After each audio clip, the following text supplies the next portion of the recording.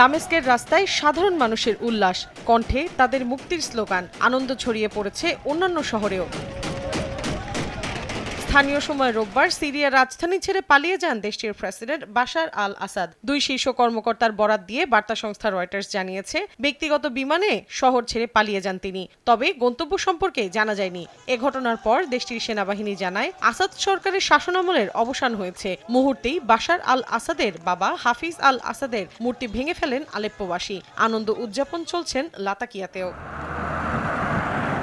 বাশারের পালানোর খবর চাউর হওয়ার আগেই রাজধানী দামেস্ক নিয়ন্ত্রণে নেয় বিদ্রোহী গোষ্ঠী হায়াত তাহরির আল শাম। তাদের দাবি, এ সময় বড় ধরনের কোনো প্রতিরোধের মুখে পড়তে হয়নি। প্রেসিডেন্ট পালিয়ে যাওয়ায় সিরিয়াকে মুক্ত ঘোষণা করে বিদ্রোহীরা বলে, একটি অন্ধকার যুগের সমাপ্তি হয়ে নতুন অধ্যায়ের সূচনা হয়েছে। আসাদ সরকারের ২৪ বছরের শাসনামলে যারা বাস্তুচ্যুত বা কারাবন্দী হয়েছেন তারা এখন নিজ ঘরে ফিরতে পারবেন। এখানেই শেষ নয়। রাজধানীর নিয়ন্ত্রণ নেয়ার পর কুখ্যাত সেদনায়া কারাগার থেকে হাজার হাজার বন্দীকে মুক্তি দেয় বিদ্রোহীরা। সরকারি টিভি চ্যানেল এবং রেডিও নিয়ন্ত্রণে নেয়ার দাবি করেছে তারা।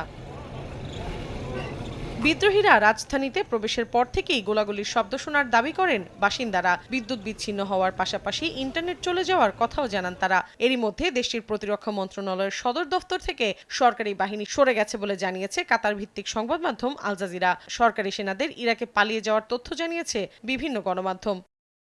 এদিকে সিরিয়ার প্রধানমন্ত্রী মোহাম্মদ গাজী আল জালালি বলেছেন, দেশের মানুষের স্বার্থে পরবর্তী করণীয় ঠিক করতে তিনি সর্বোচ্চ সহযোগিতা করবেন।